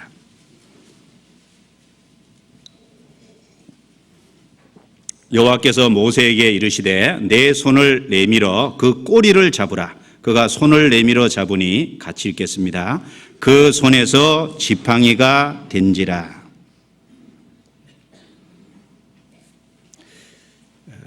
머리를 잡으라고 할 것 같은데 꼬리를 잡으라는 겁니다. 사실 꼬리를 잡으면 뱀에게 물리기 십상이죠. 그런데 꼬리를 잡으라 그랬습니다. 성경에 보면 불가능한 걸 자꾸 시키죠. 이상한 걸 자꾸 시킵니다. 뭐 여리고성을 하루에 한 바퀴씩 6일 동안 돌고 7일째는 7바퀴 돌고 소리 지르면 무너질 거다. 이상한 거 시킨 거죠.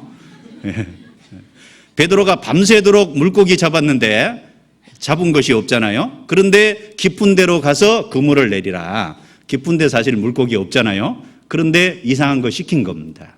자, 불가능한 것을 자꾸 시킨 이유가 뭐냐면 믿음을 보고 순종으로 답하는 걸 보기 위한 겁니다. 꼬리를 잡으라는 것도 마찬가지죠. 순종을 보시기 원한 겁니다.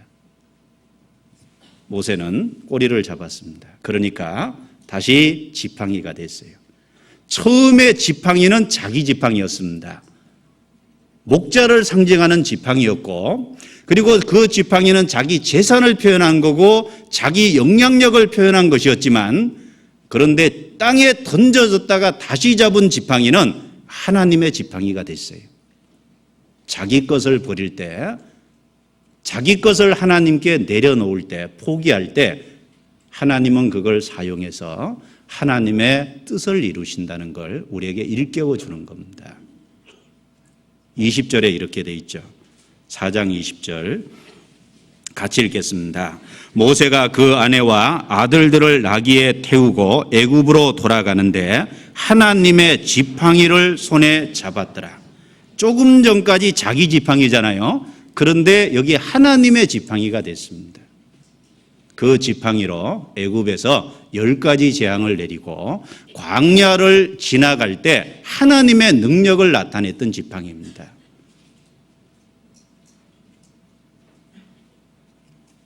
한 가지 교훈은 분명하죠.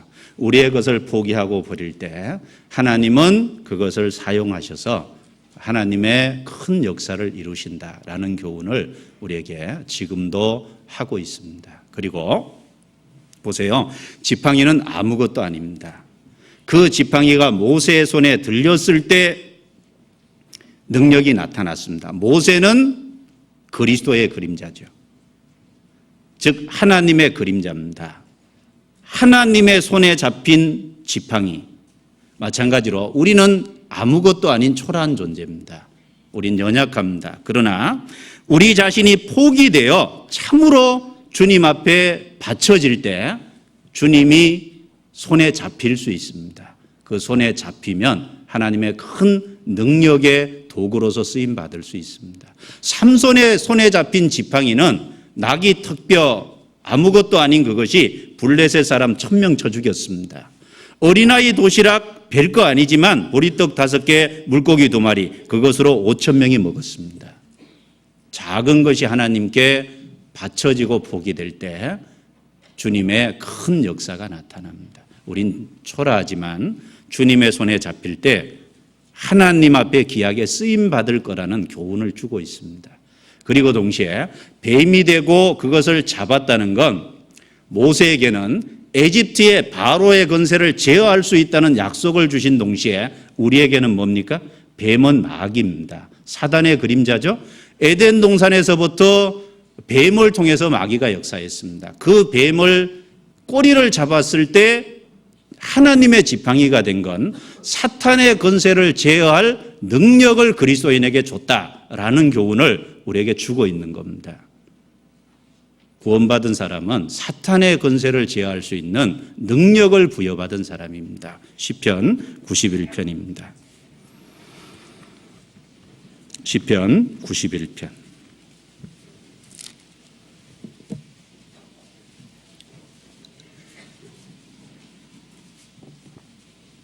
시편 91편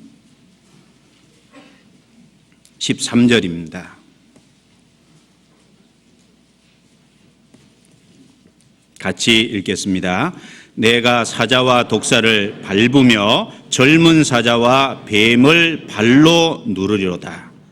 이 말씀도 마귀의 건세를 제어할 수 있는 능력이 주어졌다라는 얘기입니다. 그런데 이 말씀을 누구에게 주신 겁니까? 시편 91편 1절입니다. 지존자의 은밀한 곳에 거하는 자는 전능하신 자의 그늘 아래 거하리로다. 내가 여호와를 가르쳐 말하기를 저는 나의 피난처요 나의 요새요 나의 의뢰하는 하나님이라 하리니 지극히 존귀한 그분의 그늘 아래 거하는 사람, 그분을 의뢰하는 사람, 그 사람에게 사자와 독사를 밟으며 젊은 사자와 뱀을 발로 누르는 제어할 수 있는 건세를 주셨다는 겁니다.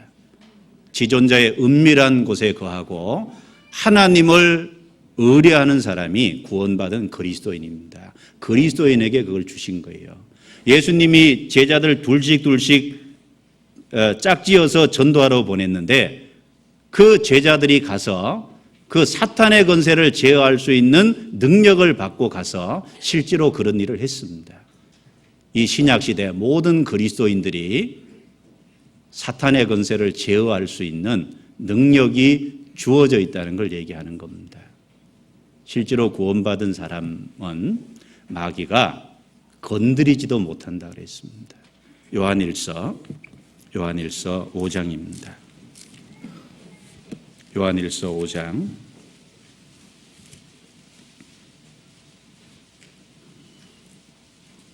18절입니다. 18절 같이 읽겠습니다. 하나님께로서 난 자마다 범죄치 아니하는 줄을 우리가 아노라. 하나님께로서 나신 자가 저를 지키심에 악한 자가 저를 만지지도 못하느니라. 하나님께로 나신 자가 그리스도께서 저를 지키심에, 구원받은 사람을 지키심에 악한 자가 저를 만지지도 못하느니라. 구원받은 사람을 보호하시겠다는 약속입니다. 그리고 권세를 제어하시는 하나님이 우리와 함께 계셔서 그 하나님의 능력을 힘입어서 제어할 수 있는 권세가 주어져 있다는 걸 우리에게 약속해 주신 겁니다. 엄청난 약속 아닙니까?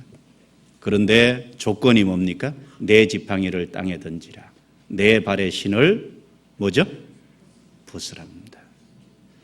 우리 자신의 것을 주님 앞에 내려놓고 주님 앞에 드리고 땅에 던지는 것처럼 영원한 것을 위해서 그것을 포기할 때 하나님은 그걸 통해서 큰 역사를 이루십니다. 그것을 우리에게 지금도 교훈하고 있습니다. 두 번째, 집어넣었다가 빼니까 문둥병이 되고 품에 넣었다가 다시 빼니까 깨끗해졌습니다. 첫 번째 넣었다가 뺀 것은 이 땅에 이 문둥병은 죄의 모습이죠. 첫 번째 넣었다가 빼니까 문둥병이 된 것처럼 인간의 범죄로 인해서 죄가 땅에 들어왔다라는 걸 우리에게 교훈하고, 다시 넣었다가 빼니까 깨끗한 것은 그리스도로 말미암아 우리가 죄를 씻음받고 깨끗해질 것에 대한 모습이다라는 겁니다. 사람으로 인해서 죄가 들어왔고 사람으로 인해서 바로 그리스도 예수 그분으로 인해서 우리 죄가 씻어졌습니다. 고린도전서 15장입니다. 15장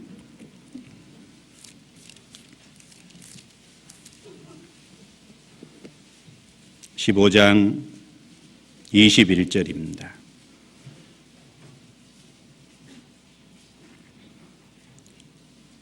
(15장 21절) 같이 읽습니다. 사망이 사람으로 말미암았으니 죽은 자의 부활도 사람으로 말미암는도다. 자, 앞에 사망이 사람으로 말미암았다는 건 아담 때문에 그렇다는 겁니다. 죽은 자의 부활도 사람으로 말미암는도다. 그리스도로 말미암아 된 겁니다. 아담으로 인해서 범죄가 들어왔고 그리스도로 말미암아 우리 죄가 깨끗해졌습니다. 자, 우리는 그 깨끗함을 받은 사람입니다. 우리는 그 깨끗함을 받은 그 복음을 갖고 있는 사람입니다. 바로 그 사실을 이집트에 가서 이스라엘 사람들에게 얘기하라는 것은 바로 우리에게 그 귀한 사실을 증거하라는 얘기입니다. 우리가 그 사실을 이 땅에 남아 있으면서 이뤄진 사람들에게 전해야 됩니다. 요한복음 20장입니다.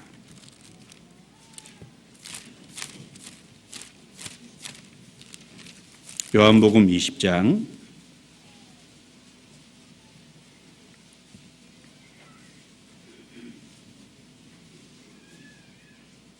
20절부터 제가 읽습니다. 이 말씀을 하시고 손과 옆구리를 보이시니 제자들이 주를 보고 기뻐하더라. 예수께서 또 가라사대 너희에게 평강이 있을지어다. 아버지께서 나를 보내신 것 같이 나도 너희를 보내노라. 이 말씀을 하시고 저희를 향하사 숨을 내쉬며 가라사대 성령을 받으라. 너희가 같이 읽습니다. 네 죄든지 사하면 사해질 것이요 네 죄든지 그대로 두면 그대로 있으리라 하시니, 네 죄든지 사하면 사해질 것이다. 즉 우리가 전도를 해서 그 복음의 귀한 사실을 증거해서 그 사람으로 그걸 깨닫게 하면 그 사람의 죄가 사해집니다. 그런데 그대로 두면, 전도하지 않으면 그것이 그대로 남을 겁니다. 우리는 그 귀한 깨끗게 될 수 있는 비밀을 가지고 있는 사람입니다. 그래서 마지막 시대 교회 역사 속에 하나님이 전도에 미련한 것으로 믿는 사람을 구원하시기를 기뻐하셨도다. 하나님은 그 가정 속에 저와 여러분들을 사용하시기 원합니다. 전도에 미련한 것, 그것이 비록 사람 볼 때 미련하게 보이지만 그것이 하나님이 사람을 건지시는 방법입니다. 올 한 해 부족한 부분이 있었다면 더욱 돌아보고 내년 한 해 그 전도하는 그 영혼을 건지는 일에 더욱 애착심을 갖고 최선을 다해야 되겠다라는 생각을 더욱더 해야 되겠습니다. 마귀의 권세를 제어할 수 있는 능력, 그리고 깨끗게 될 수 있는 그 귀한 비밀을 받은 사람입니다. 우리에게는 그 엄청난 것을 하나님이 주셨습니다. 그런데 놀랍게도 그럼에도 불구하고 모세는 결단하지 못하고 주저앉습니다. 네 번째 모세의 반응이 나와 있죠. 출애굽기 4장입니다.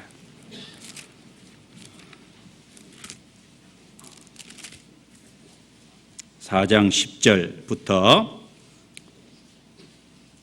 12절까지입니다. 같이 읽죠. 모세가 여호와께 고하되 주여 나는 본래 말에 능치 못한 자라. 주께서 주의 종에게 명하신 후에도 그러하니 나는 입이 뻣뻣하고 혀가 둔한 자니이다.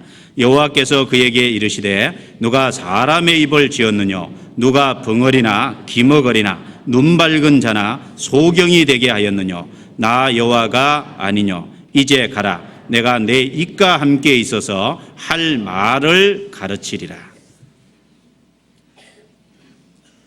자, 우리는 여기서도 모세 불신의 모습을 우리가 지금 보고 있습니다. 나는 본래 말에 능치 못한 자라. 입이 뻣뻣하고 혀가 둔한 자니이다. 11절 12절에 뭐라 그랬습니까? 누가 벙어리 만들고 누가 소경을 만들고 누가 사람의 입을 만들었느냐? 나 여호와가 아니냐? 이 말씀은 모든 환경과 여건이 하나님의 통제하에 있다는 걸 언급해 주신 얘기입니다. 사람의 입을 만들고 귀를 만들고 눈을 만들고 모든 환경과 여건을 하나님이 제어하시는 것 아니냐? 나 여호와가 아니냐? 환난도 만들고 역경도 만들고 여러 가지 다양한 것을 만드신 분이 하나님이십니다. 모든 환경과 처지가 하나님의 통제하에 있다는 얘기를 한 겁니다. 내가 너와 함께하리라. 반복되죠? 내가 너와 함께하리라. 도와주겠다. 그런데 모세가 또 한 번 불신의 반응을 보입니다. 보낼 만한 자를 보내소서. 여기까지 하면 하나님이 화내시죠. 네.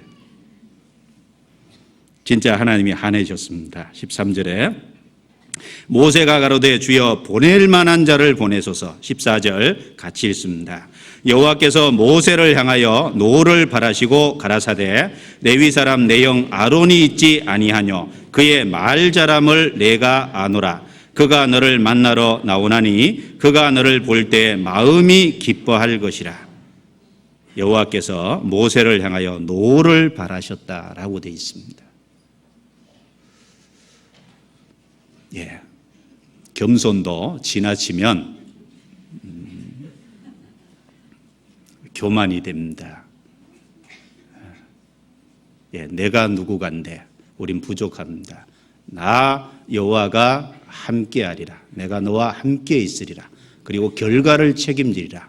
그리고 함께 있는 바로 내가 스스로 있는 자다. 바로 내가 모든 만물의 근원자다. 내가 모든 만물의 원인자다. 그리고 내가 영원히 있기 때문에 나의 언약은 불변하고 변치 않을 거다. 나는 절대자다. 그리고 네게 사탄의 권세를 제할 능력을 줬다. 그리고 그 복음을 증거하면 받을 수 있는 그 비밀을 줬다. 하나님은 우리에게 누차 우리를 일터로 보내시기 위해서 우리에게 소명을 주십니다. 그런데 모세는 끝까지 거부하고 있습니다. 환경과 모든 여건은 나의 통제하에 있다. 내가 너와 함께하리라. 보낼 만한 자를 보내소서. 만약에 거기까지 했는데 그렇게 나오면 하나님은 화를 내십니다. 그것은 겸손이 아니라 불순종입니다. 겸손이 아니라 불순종입니다. 우리는 그 하나님의 약속을 믿고 가야 됩니다. 때로는 어떤 일을 할 때 해보지 않은 일일 수 있습니다. 내가 교회 학교 교사를 하는데 두려울 수 있죠. 해보지 않은 일이니까. 내가 어떤 봉사를 하는데 두려울 수 있습니다. 해보지 않은 일이니까. 그러나 하나님의 능력을 믿으면 됩니다. 아브라함은 갈대와 우리에서 하나님의 부름을 받을 때 그 부름을 받고 나오면서 갈 바를 알지 못하고 갔다고 히브리서 11장 8절에 말씀하고 있습니다. 갔던 길을 가본 게 아니죠. 가나안 땅을 한 번도 가보지 못했지만 하나님의 약속을 믿으니까 갈대와 우르에서 나와서 갈 마음이 생겼던 겁니다. 우리가 해보지 않은 일인 건 틀림이 없지만 그러나 하나님의 약속을 믿기 때문에 할 수 있는 겁니다. 주저주지하지 말고 결단할 수 있는 마음의 자세가 필요합니다. 이사야 6장에 이사야는 자기의 부족을 알고 하나님 앞에 죄짓음을 받은 이후에 내가 누구를 보내며 누가 나를 위하여 갈 거라고 할 때 주여 나를 보내소서 내가 여기 있나이다. 하나님 앞에 결단했습니다. 나를 보내소서 내가 여기 있나이다.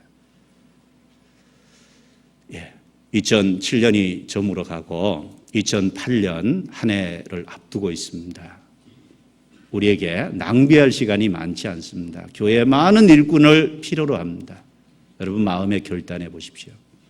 교사를 하든 찬양대 봉사를 하든 또 기타 많은 부서에서 무슨 봉사를 하든 마음에 결단을 해보십시오. 보낼 만한 자를 보내소서. 그러면 안 되겠죠. 내가 여기 있나이다. 나를 보내소서. 우리 시대 많은 사람이 수고하고 희생하는 일을 안 하려고 합니다. 그런데 분명한 거 한 가지 있습니다. 하나님 앞에 가면 어리석은 행동이었다는 걸 금방 알게 될 겁니다. 지금은 피곤하고 많은 희생이 되는 걸 거부할지 모르지만 하나님 앞에 가서 틀림없이 후회할 겁니다. 그때 내가 할 걸. 지금 하십시오. 오히려 더 어려운 일, 더 힘든 일을 찾아서 한다면 하나님 앞에 더 큰 위로, 어렵기는 하겠지만 더 신령한 것들을 받을 수 있을 겁니다. 그리고 교회 안에 교구장님들, 구역장님들, 조장님들, 또 교구 안에 많은 총무님들, 일꾼들이 세워졌습니다. 하나님 앞에 이 3장 4장을 묵상하고 정말 하나님 앞에 하나님의 약속이 무엇인지를 일깨우고 용기를 내보는 그런 마음의 자세가 필요합니다. 안타까운 거 한 가지 있습니다. 지난 얘기니까. 그 직분을 경홀히 여기면 결코 안 된다라고 생각합니다. 가끔 이런 일이 있어요. 공개적으로 연말이 되면 나는 다음엔 봉사 안 할래. 그러신 분 있죠. 아주 공개적인 자리에서 나는 다음에 봉사 안 할 거다.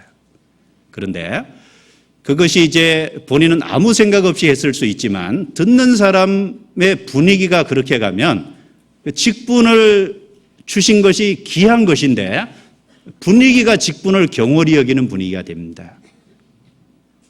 결코 그래서는 안 될 거라고 생각합니다.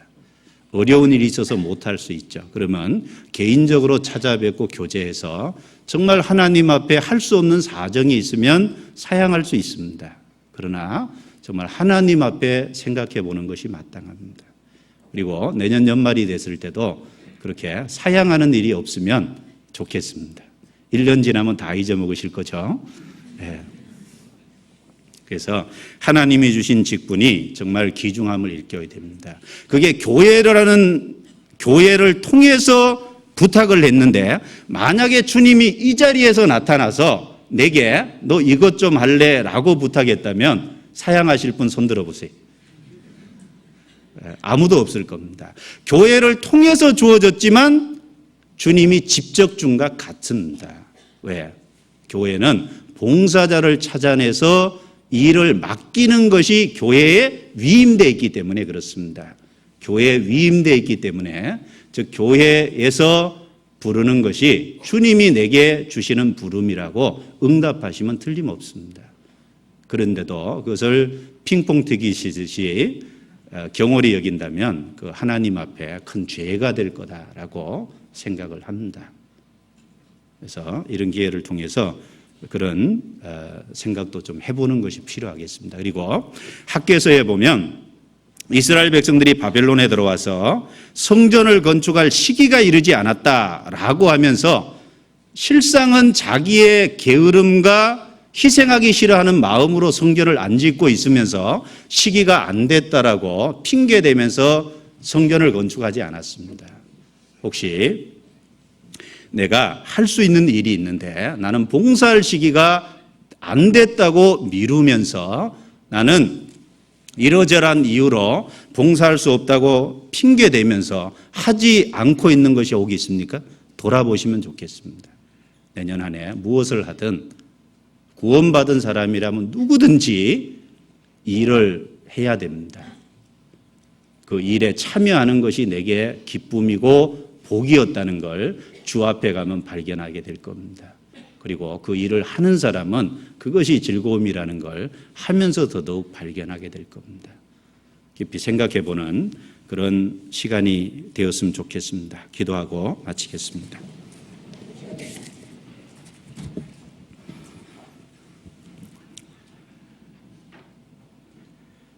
하나님 감사합니다. 귀중한 시간 허락해 주시고 하나님의 말씀으로 교훈해 주신 거 감사합니다. 모세가 내가 누구간데 라고 자기의 연약함을 고백했듯이 우리 자신은 너무나 부족합니다. 그러나 주님이 함께 하시겠다는 약속을 믿습니다. 주님에게로 오는 능력도 믿습니다. 우리와 함께 하시는 주님이 어떤 분인지도 더욱 묵상하고 생각하기를 원합니다. 2008년 한 해는 여기 머리 숙여 기도하는 모든 사람이 주 안에서 주님의 부르심이 무엇인지 생각하고 소명이 무엇인지 생각하면서 한 해를 계획하고 또 한 해 동안 할 일을 찾을 수 있도록 각 사람을 권해 주시기를 간절히 부탁드립니다. 우리 모두가 구원의 역사에 어떤 모습으로든지 동참하고 살 수 있도록 은혜를 허락해 주시고 주관해 주시옵소서. 오늘 함께해 주신 주의 은혜에 감사드립니다. 우리 가정마다 일마다 때마다 함께 하셔서 주님이 함께 하심을 늘 일깨워 주시고 알게 해 주셔서 능력 가운데 살아갈 수 있도록 도와주옵소서. 주 예수님 이름으로 기도드리옵니다. 아멘. 찬송가 378장입니다.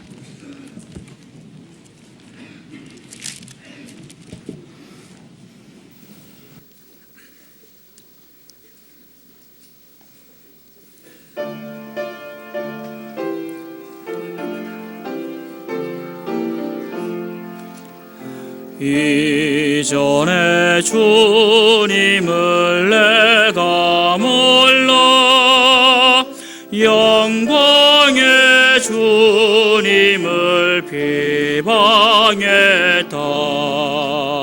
지극한 은혜 내게 넘쳐 날 불러주시니 고마워라.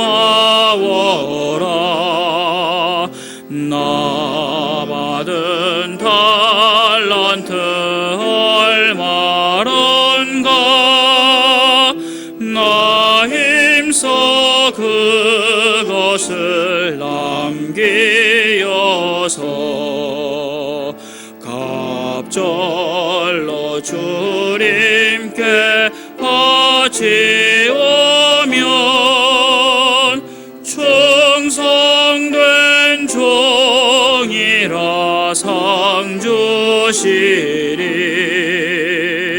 천하고 무능한 나에게도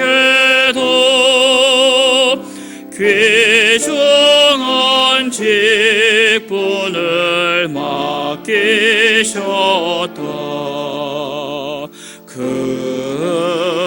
그래 고맙고 고마워라. 이 생명 바쳐서 충성하리. 내 하늘 일들이 하도 적어 큰 열매 눈앞에 안 배여도 주님께 죽도록 충성하면 생명의 멸류관 얻으리라.